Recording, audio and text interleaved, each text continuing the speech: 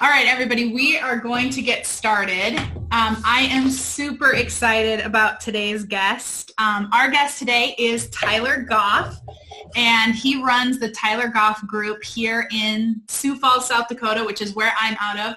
And Tyler and I were business partners for 5.5 years, something like that. And then before that, we were on another team that we co-owned together, along with a couple other, there's 5 of us that owned the team, and we really kind of shared services. So I'm excited for him to share everything with you today. So Tyler, are you ready to share the good, the bad, the ugly about your business journey here?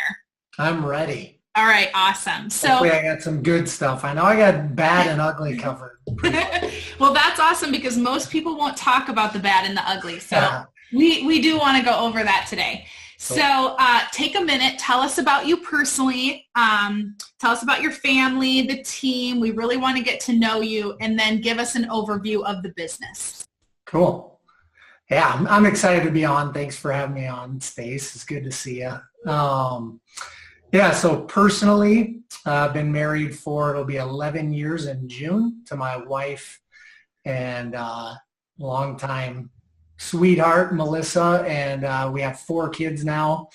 We have 2 girls that are 8 and 6, Tatum and Avery, and then we have 2 boys that are 2 and about 6 months is our youngest guy, so Mason and TJ. So full life at home, and Mel works full time. So just even not talking business side, just personal side, life is just a little crazy and chaotic at times, but fun and yeah, just love the season we're in right now. And yeah, kind of born and raised in Sioux Falls for the most part, and moved away for college, started real estate right out of college, and was started right here in Sioux Falls. And more recently, and so that's been 14 years now, I think, that I've been in real estate.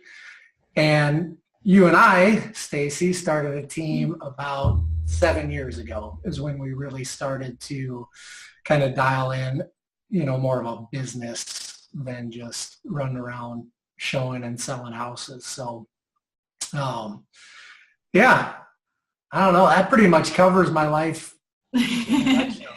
Talk about the team a little bit, like how many agents you have, what are the roles, just give them kind of an overview of the business today and units, volume. Sure. So currently we have 14 team members. That includes me. We have 1 ISA. We have 2 full-time listing specialist, and then I'll do about 10 homes this year, so I do some listing.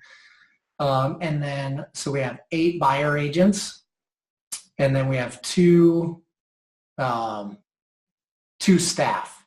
So wait, did I get that right? 7 buyer agents. I don't know. Yeah, 7 buyer agents. I don't know. I don't even know what's going on. There's people coming and going. Yeah, exactly. Yeah. So we got a pretty, we have it's pretty spread out on what we have going, but 2 staff, so we're a little light there, I would say, but.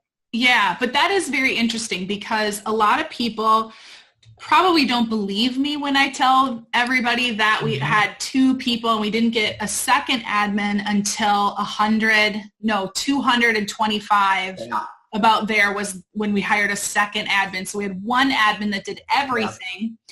Yeah. And so talk about the volume that you'll do, the units that you'll do, and you still have 2 staff people. And like you said, you could definitely add someone now. Yeah. And now you have the space to do it, but.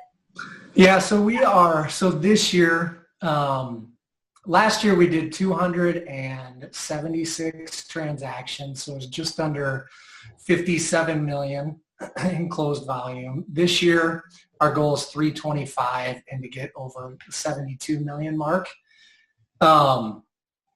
And yeah, going back to the admin, we looked at this year kind of with our goals of 325 and really just even kind of met with them collectively and just said, do you guys want to, hire somebody, or do you want to make a run at this year and see if we can, if you guys can carry that much value? And we kind of came up with a good game plan of moving some stuff around and some structure to, when we have, they're cross training right now. So they're both kind of hopping around and helping each other when one of them's busy and the other one's not. So, so we're going to make a run for it for 325 with just the two of them. So hopefully we don't, nobody quits on us or hopefully we don't kill anybody, but I think we got a good game plan for this year as well on that side. Yeah, that's awesome. And I'm going to ask you in a minute, so be thinking about this, like your favorite success quote that you live by. So think of that. But I want to just touch on real quick so people know how big your market is, because for the amount of homes that you sell in that market. And then secondly, I think it's important to note that about the admin, that one does closings, pretty much all of them, correct? Yeah. And one really does listings, but then they both pitch in and do marketing. And so maybe just touch on that real quick, talk about the market so everybody has a little bit of a background there, and then we're going to dive right into it. Yeah. So our market here, if you look at Sioux Falls, is about 180,000 people. If you add in the surrounding areas, it's probably around 250,000, maybe a little short of that. And last year, I want to say total homes sold was just under 5,000 sides, I believe it was. So we do. I mean, it doesn't feel like there's definitely a ton of room for us to grow. But, we probably do a decent amount as far as teams go. We're probably in the top 2 or 3. Yeah, and really good market share. And there isn't necessarily one that's, standing out. Everybody's kind of fighting for that between 200 and 300, 250 to 350 like transactions. Yeah. Yeah. So for the admin side, that I do think the separation is really important for them we just have a listing coordinator and a closing coordinator. And that's really the lane that they stay in until this year where we're doing some cross training. But the idea behind that and why we didn't hire a third admin was because there's times during the year where they're both slow, or at least one of them slow. And yeah, exactly, slow. But there is times during the year when they're both crazy busy. Yeah. So we kind of looked at their flow and their schedule with things. So one thing we noticed was when they would both get overwhelmed and frustrated is when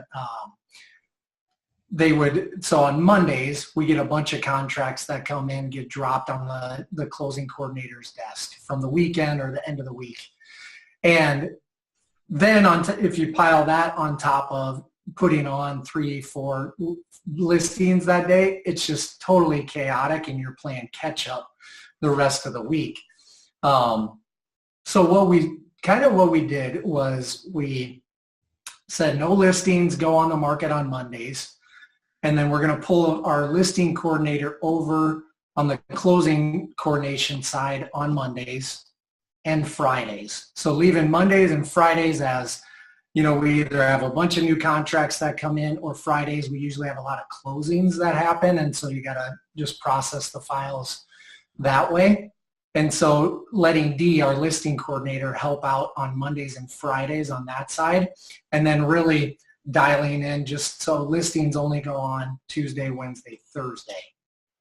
And we set it up to where we only want 3 listings to go on each of those days. So if we have 3 listings coming out tomorrow on this Tuesday, then that's it. We can't promise any sellers that they'll go on the market Tuesday. They're going to have to be pushed till Wednesday or Thursday.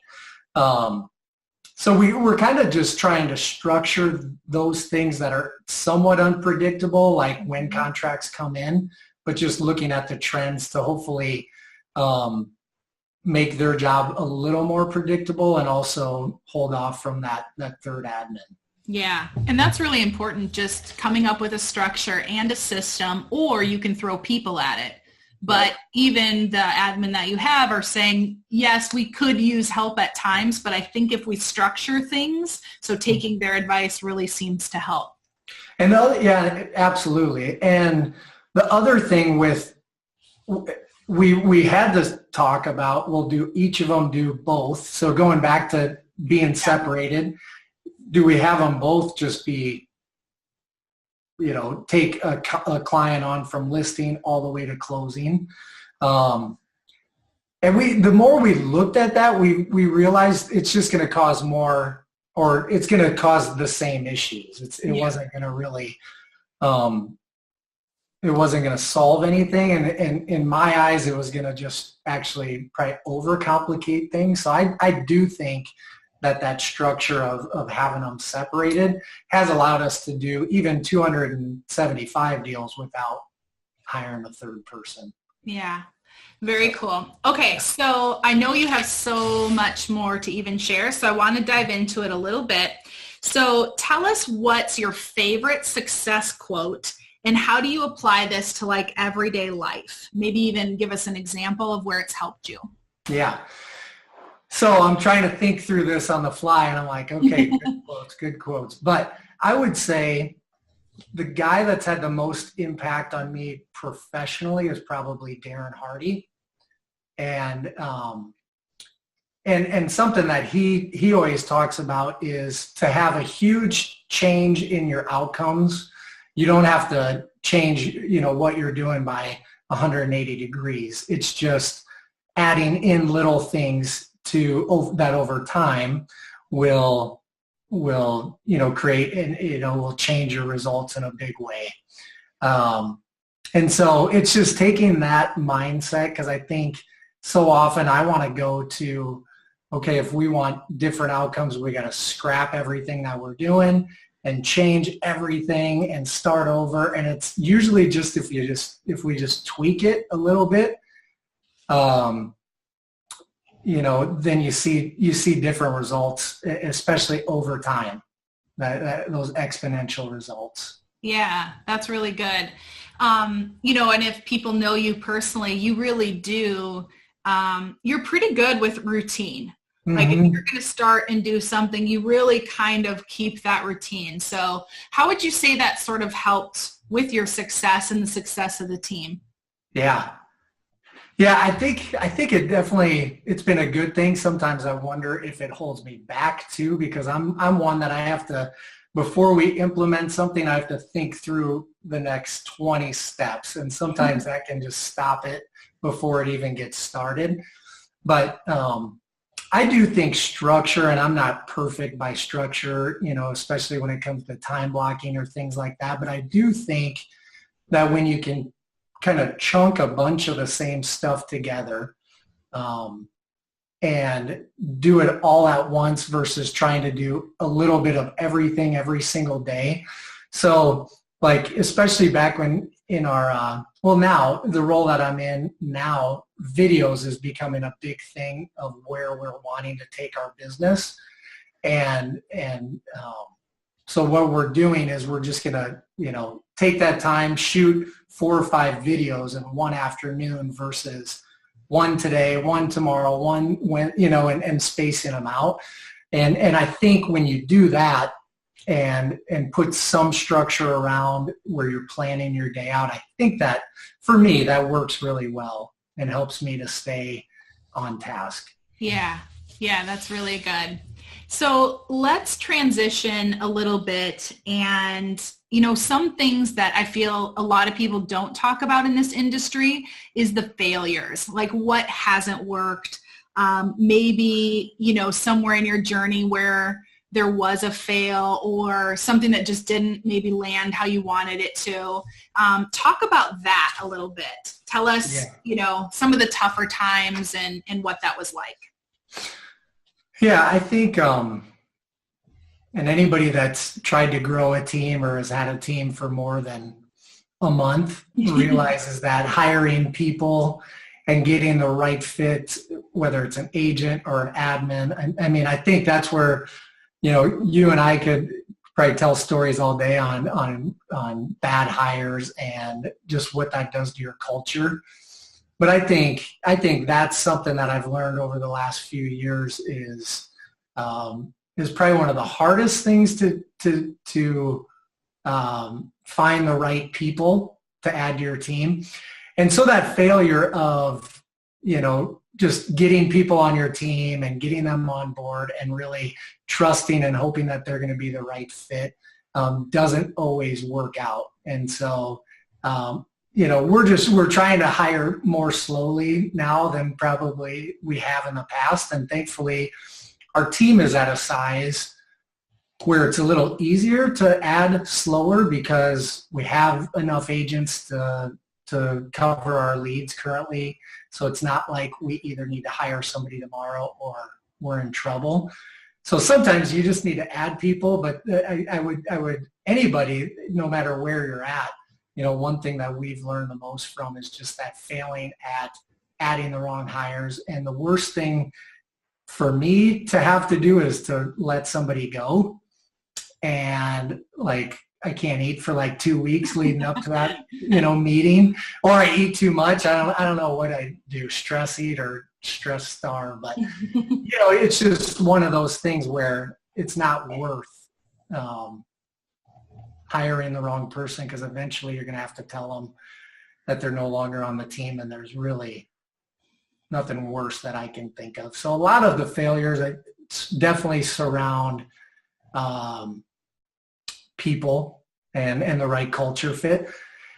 I would say the other thing, and you and I experienced this early on, is tracking our numbers and really having conversations around that.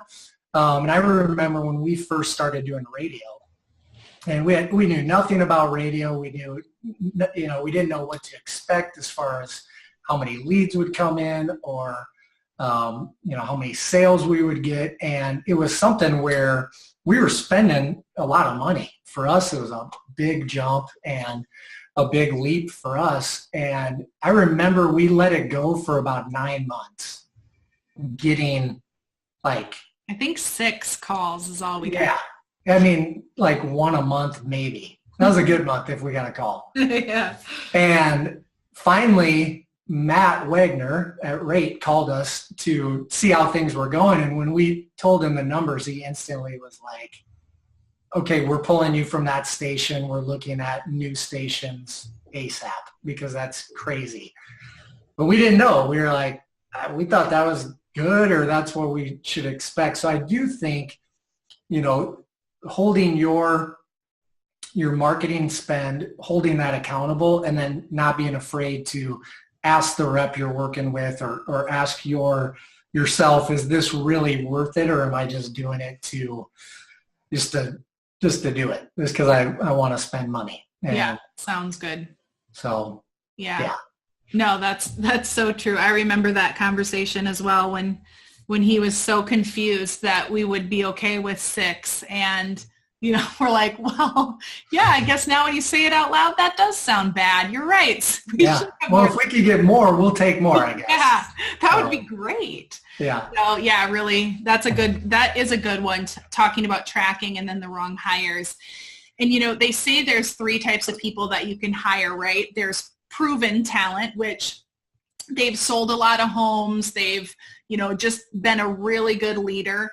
Emerging talent, where maybe they've sold some homes and have a proven type background. And then potential. And potential is, maybe they've had a different sales career and you're taking a risk. But we calculate the risk the same on all 3, right? We think, oh, I'm taking the same risk on potential as I am on proven, and then we're upset when potential doesn't work out. But it's not the same calculated risk. Yeah. So that's kind of exactly what you were talking about, wrong hires. Maybe we didn't interview them correctly. Maybe we didn't check references. Maybe we saw more in them and didn't see the patterns, or, didn't let go maybe quickly enough. So yeah, and I think the thing that changed it for us on that is hiring to our core values has been huge for us. Yeah. Because, I'm always going to find something that I like in somebody, or I'm going to always find that, like you called it, potential. They're not perfect today, but I think, with our training and this and that, we'll get them good. And we'll get them up to where we need them to be. And we stopped doing that. We just stopped hiring people. Not that they have to have this proven track record, but they kind of do at some, where or form in life in general, not necessarily sales. But more importantly, like they really have to fit our core values and what those are. And, being a team player, always wanting to be the best, wanting to be, really taking this job, seriously, like a professional would, and just hiring those. And we've turned down people where, we just moved in a new office space and we have open, empty desks right now. That would be, really nice to fill and put people in those desks, but at the same time, it's not worth going backwards and letting them go, like I said earlier. So I do think it is kind of that gut feeling more so on core value, because I've had it where we've hired people that, really it's like they don't really make sense, but man, it's just there's something about them that I see that they're hungry, they do fit our core values, and I do think they're going to thrive, and we've had good success on that too. So it really, I think core values is something that helps hold us accountable and is really just super important for hiring and firing people. Yeah. So talking about accountability, I know it's not most people's strong suit, and it's something that a lot of people struggle with. So talk about what accountability looks like on your team and, how it's evolved and sort of what's happening in that process to get you better results. Yeah.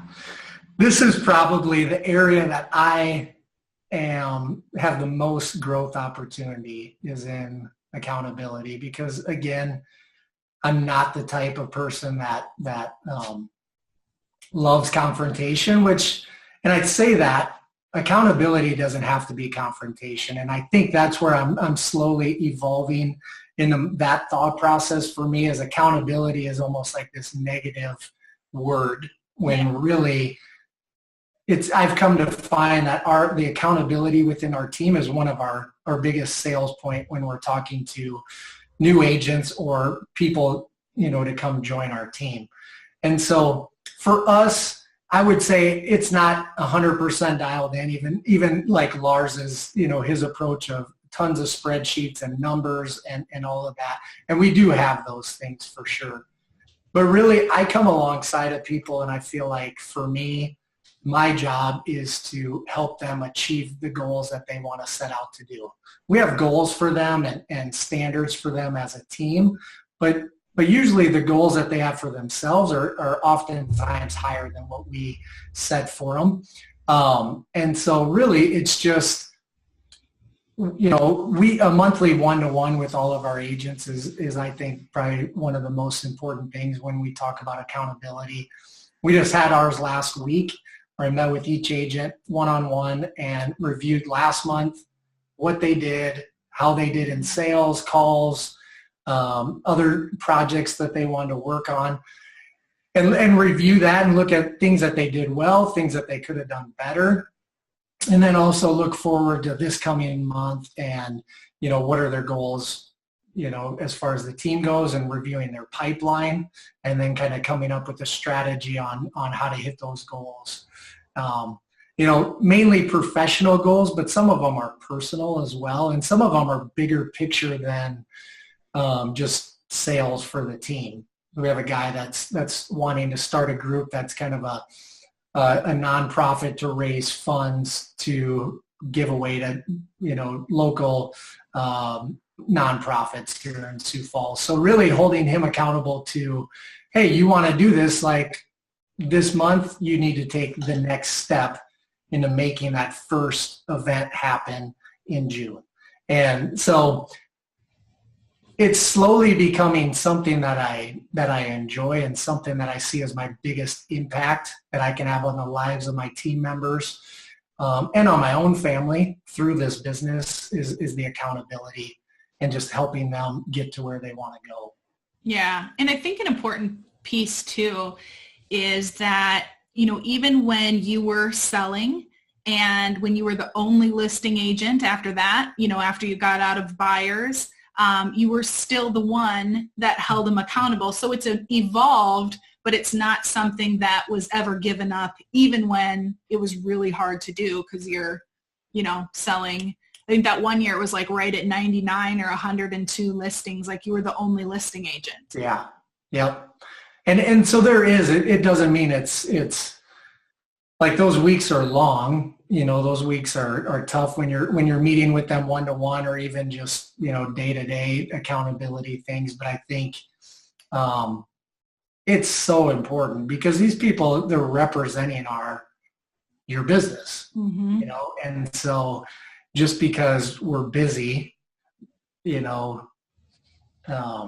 doesn't mean we can just let those things go. And potentially, as we're building our business, we could be potentially harming it and going the wrong direction. So it's something that is important, but I know now where I'm at, it's a lot easier to look, to say accountability is really important. And it's when you're in the weeds, when you're doing that many transactions and when you don't have all the help, it's really tough. But so I just encourage those people that are maybe in those early building stages to still make accountability a positive thing, not a negative thing, because I think it's so easy to make it that, and it's not. Yeah. And if you even liken it to like parenting, you may parent a little differently, like you can kind of yell at your kids, unfortunately, and you can't really like yell at agents, but you wouldn't let your kids not perform. You wouldn't let your kids show up and just get into this point where, they're not achieving what they want to and what your vision is for them. And so, when you look at it that way, it's like, okay, it doesn't have to be confrontation. It's just a discussion, getting their commitment, and then you're committed to helping them do it. Yeah.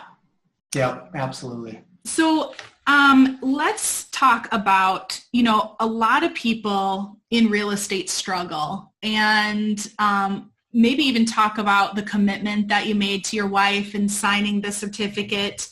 But what kind of encouragement can you give to people when they're struggling and they're like, I just wish I was Tyler and I could, not have to sell homes. I could choose to sell homes or not.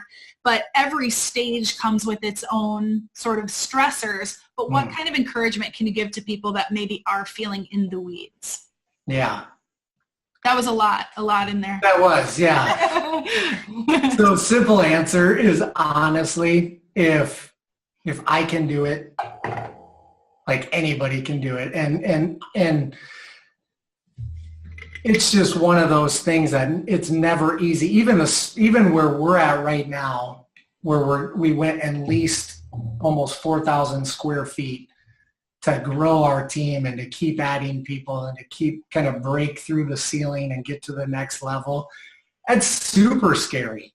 I mean, I was sitting here just before this kind of reviewing finances and doing we run Profit First for our kind of our accounting stuff. And it's super scary. Even where we're at right now, it's on a different level, I would say, than when you're just more exhausted from the work and the long hours. But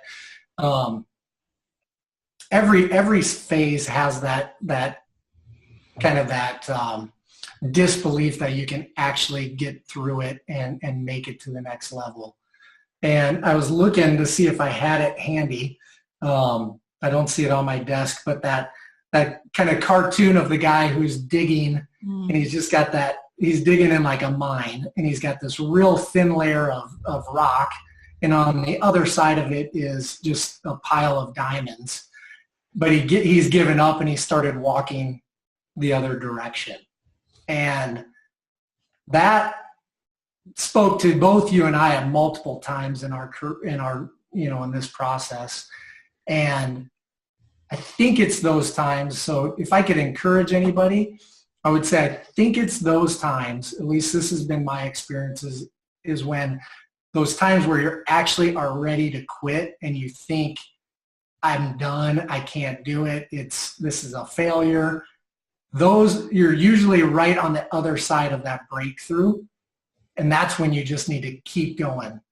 And which is way easier said than done. But I think it's in those times of when we're at our lowest points that we're really, kind of on the other side of a huge breakthrough. So just to keep going, because it is worth it. It really is. And it's fun. And now I see the impact that I get to have on other people and their families. And, everybody's just getting their taxes done. And all of our agents are coming to me and, oh my gosh, I have to pay so much in taxes this year. And to me, I get excited because that means that they made more money than they ever have. And not that that's all that life is about, is making money, but just knowing their personal stories and what it's meant for their spouses and their kids and just them and their confidence and everything. That's really rewarding. Yeah. So one last thing on that, because I think for me, as a team owner, well, let me back up. Team members, I think, join our team because they want to be part of something that's bigger than themselves. And when you are the team owner, sometimes it's hard to imagine that what you're building and what you're doing is actually bigger than just you.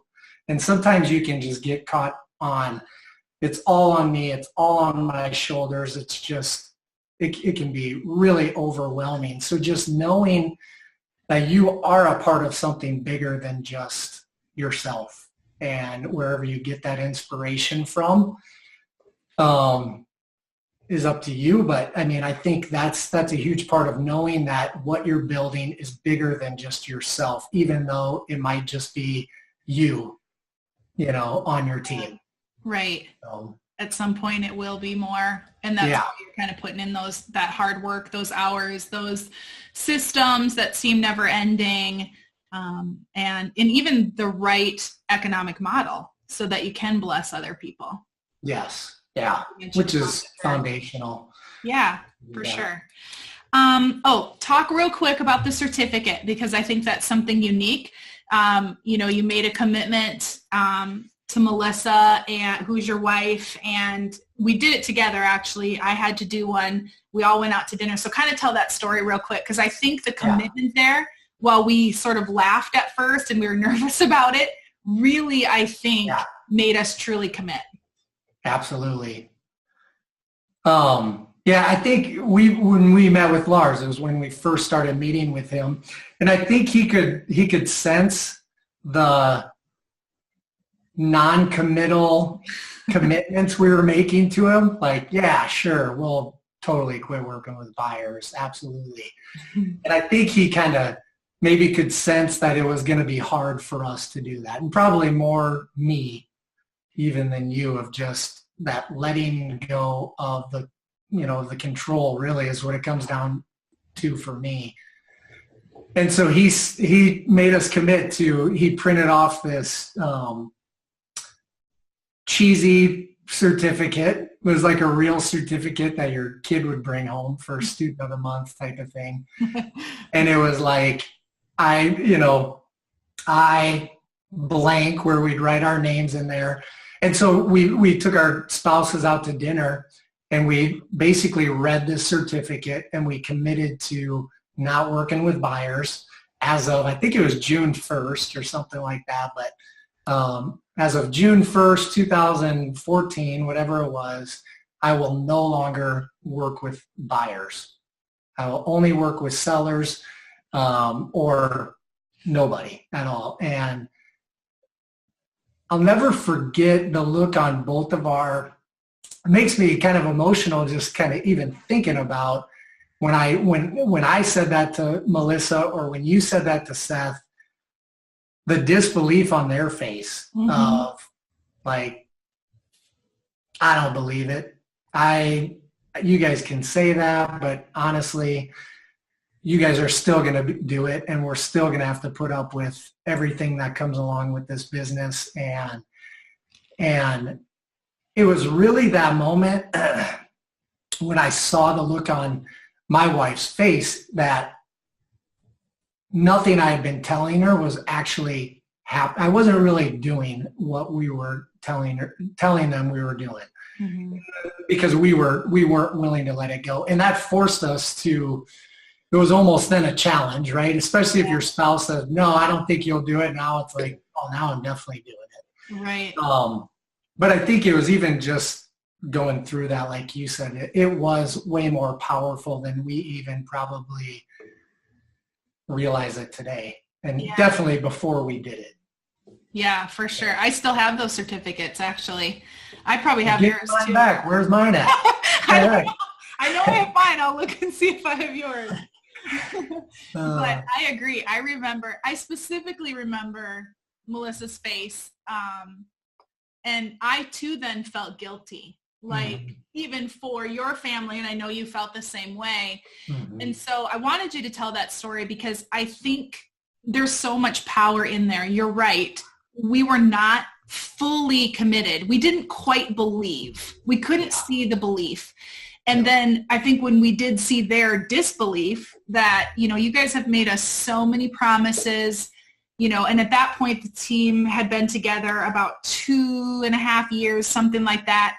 And, it was more nights, more weekends, we used to get up on Saturdays super early, come into the office, work on a ton of stuff late at night, texting each other, calling, just, I can only imagine how that was for them. And we both had really small kids at the time. Yeah. And so it was a big commitment, I think, just signing that. So my encouragement for everybody listening is do the same thing. Print off your certificate and just put when you're going to commit to something. Maybe it's giving up buyers. Maybe it's giving up some buyers if you don't have the ability to give all of them up. Something and hang it up. We hung that up for how long? It was hanging on our. Yeah. We shared an office, so it was hanging on our wall. And looking at that every day. How can you not do that? You have to perform. Yep. So share with us something exciting about your business today, like something you're excited about, where it's headed. Yeah. Well, there's like 5 inches of snow on the ground, so it's really hard to get excited about anything right now. We had an awesome blizzard in April yesterday. But super excited about, I would say our couple of things. First, the new office space has been really huge for us, where we've always wanted to grow, but this really kind of gives us a real tangible vision of growth where we can see, where we can, have empty desks where it's like, and it's motivating too for me to fill those desks and to get this, up and running as quickly as possible. So we're super excited about that, and the team is really excited. And we've been bringing clients here when we're meeting with them, bringing them here, and we feel like it just gives us kind of that, extra piece of, the professional image that we're trying to portray as well. The other thing I would say, culture right now is at an all-time high, and I feel like it goes back to really making a commitment to getting the right people on the team, years ago, and now it's finally starting to pay off. And just the culture of team players that we have, people that are motivated, are hungry, but at the same time they're willing to drop anything and help out a teammate who's out of town or who's sick or who's double booked. So I would say those are a couple of things that we're really excited for. Other thing, kind of, on a marketing side of things, is the videos that we're doing. We're really trying to step those up, and more than anything, just get out of my comfort zone of just not being afraid to get behind the camera and shoot some of these videos, because we've seen some just in the few couple of videos that we've shot that are a little different than we have. We've gotten a huge response from them, and a big, a lot of views on Facebook and different things like that. which, so excited for that and the direction that goes, to see kind of where it goes after we commit to it and do it for, the next 6 to 9 months here. Yeah. And just tell us real quick, like, what are the vision of those videos? Is it, I've seen them, but talk to everybody listening about, what you're specifically trying different with video. Yeah. I think more than anything, it's just to introduce people to myself, introduce people to other team members we have. One thing that we realized when we looked and we're kind of scoping out our competition and going to their social media pages and their websites, and realizing that you can't find out anything about anybody's team members, buyer agents, listing agents. There's, it's maybe just information about the team leader. But even that's usually kind of this canned, professional, super scripted thing. So really, we're just trying to get out and shoot videos of our agents, of myself, that is just us being ourselves, and even less scripted, less professional setting. I'm always like the type with like, okay, what's the background? The background has to be perfect, and everything's got to look great. I got to know exactly what I'm saying. And somebody just challenged us just to literally go walk around with the camera and let, just be in your car or be at a coffee shop. And so the vision behind that is really just to get people to know who we are more on a personal level. Yeah. So we haven't totally rolled all those out. So it's definitely in its very early stages, but that's kind of the direction we're going with them. Yeah, very cool. What would you say is something that you should share with us, but you haven't yet?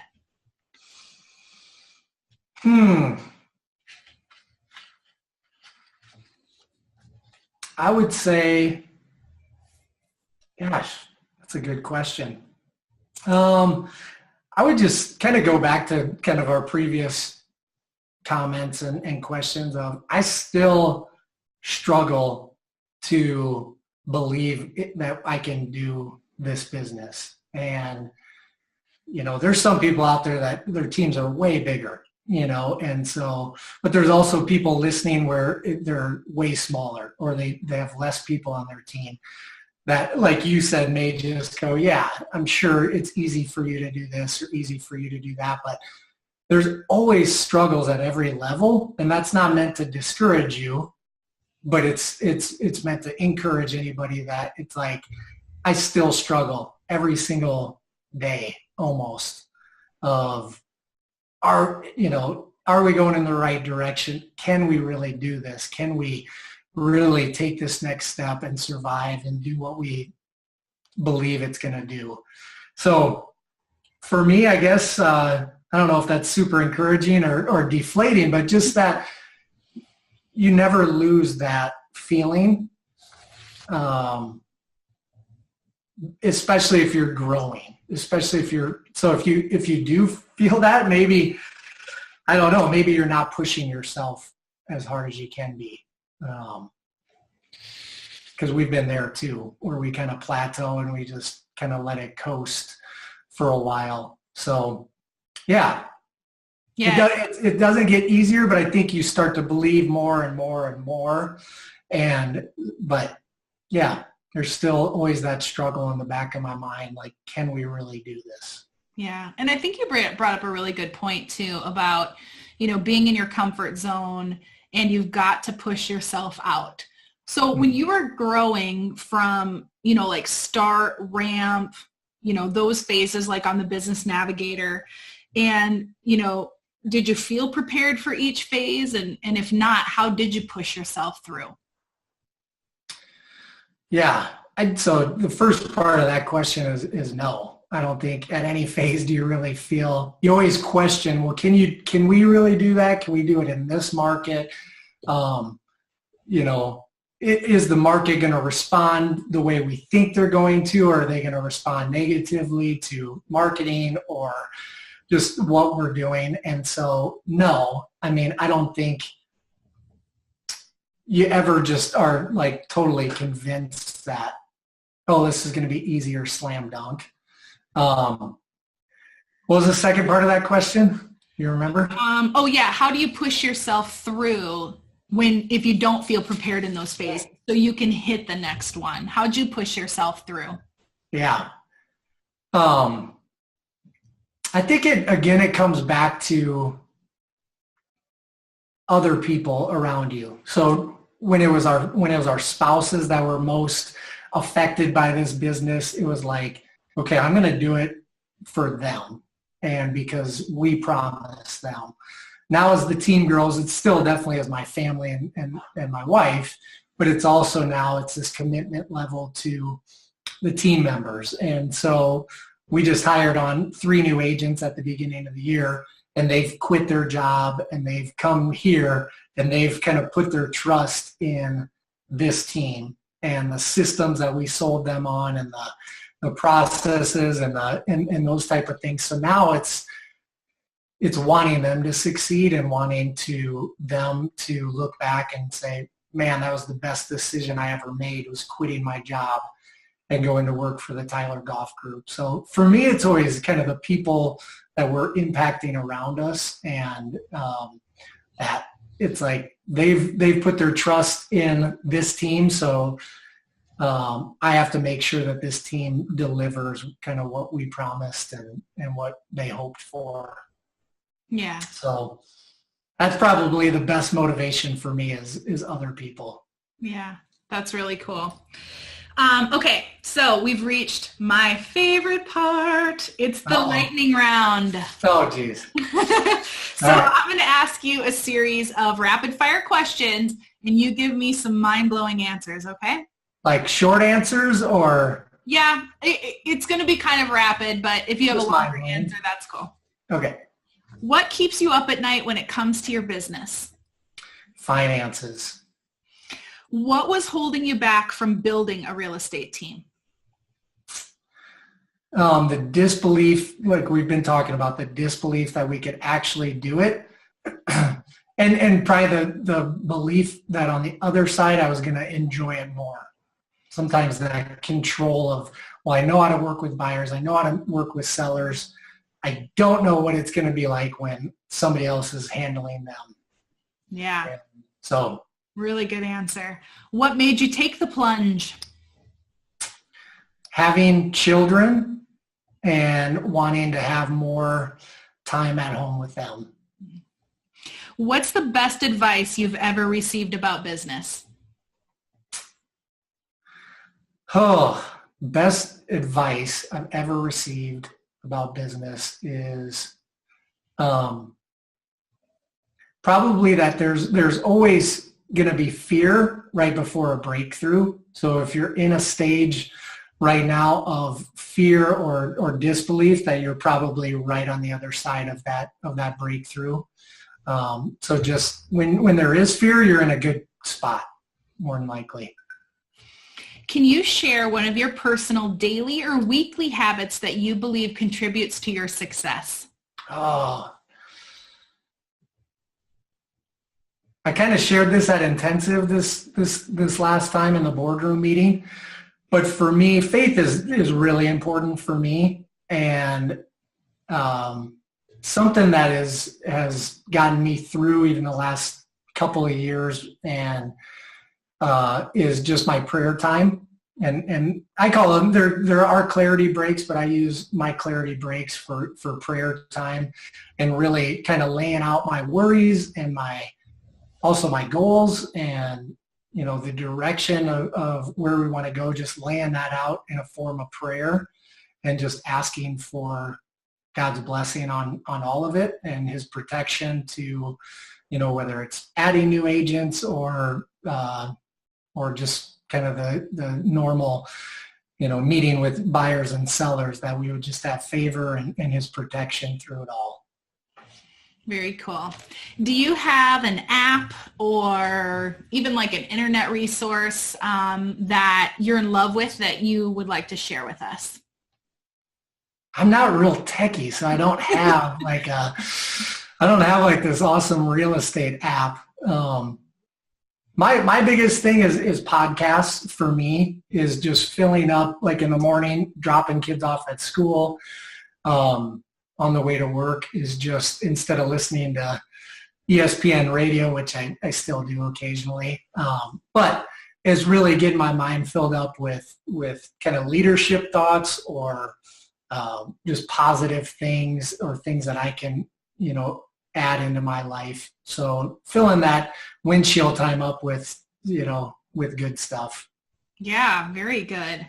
If you could recommend one book for us, what would it be? We just started reading Robin Sharma's book, The Leader Who Had No Title. So good. Yeah. Yeah, we're on chapter 3, so we're just getting started, but kind of life-changing stuff, I would say, in that book. So. And you're reading it as a team? We're reading it as a team, yep. So we do 1 or 2 chapters depending on how long they are. Every week? Every week, yep. And then we talk about it? On team meeting days. We spend about 15 minutes just everybody talking about their big takeaways from the book. And usually it always kind of comes back to applying it to either life or real estate more specifically. Yeah. And this isn't part of the rapid fire questions, but I would like you to answer this. On your team meeting days, can you quick talk about that structure, like what you cover? Do you have more than just a team meeting? Do you have separate agent meetings? Kind of just quick, give us that rundown. Yep. So we do Wednesdays. So at 9 o'clock, we have our listing team meeting. That's from 9 to 9:30.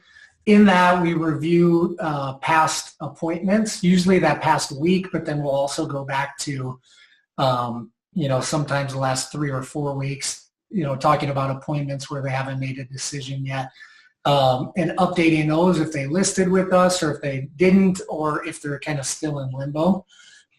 We also talk about our sale pending signs, what houses need a sale pending sign so that our runner can go put those up. And then we also kind of discuss properties that need price reductions. And so that's kind of me more or less like challenging or telling the listing agents, okay, go do this week on that one, because sometimes those are tougher conversations. 9:30 to 10, we have our buyer agent meeting. There again, we just pull up our Google Calendar with all of our buyer appointments, and we walk through each appointment and say, how did this go? We track set, net, signed. We just talk about, what are they looking for? What do you need to do to kind of get them pushed through? And then we also, at the very end, if we have enough time, we talk about call numbers, what they, if they hit their call volume or not. And then we also, at the very end, we talk about if we have, it's usually we maybe have 5 minutes left. We'll talk about if there's anything that they found or that they went through or they learned this week that could be educational for everybody. So if it's a deal on like multiple offer situation, something that worked well for your buyer, share that with the team. And we get a lot of systems out of that. Are you pulling up like CTE to go over their numbers so that you know if they hit them? Yes. Yep. So we pull up CTE. And the one thing with that, we were having issues with people inputting their numbers. So we just started fining people $1 a week. So if they didn't put their numbers in, they got fined $1, and that went towards our next call night, towards the pizza or whatever. And it's kind of funny how that $1 motivates them to get their numbers in for CTE and make sure they're accurate. So yeah, that's how we started, as we pull up CTE and those daily lead gen entry. Then from 10 to 10:15, we talk about the book. And then from like 10:20 till about 11:20 is our team meeting. From there, we go through, should grab an agenda if I had one here close, but we talk about raving fans. So we talk about any surveys or, ratings that we got back, online reviews, that sort of thing. We talk about new listings that are coming up. We talk about, we usually start with a quick video, like an inspirational video. I try to keep that under like 5 or 6 minutes. Sometimes they're a little bit longer, but I feel like if they get too long, it just kind of ruins the excitement and the buzz from it.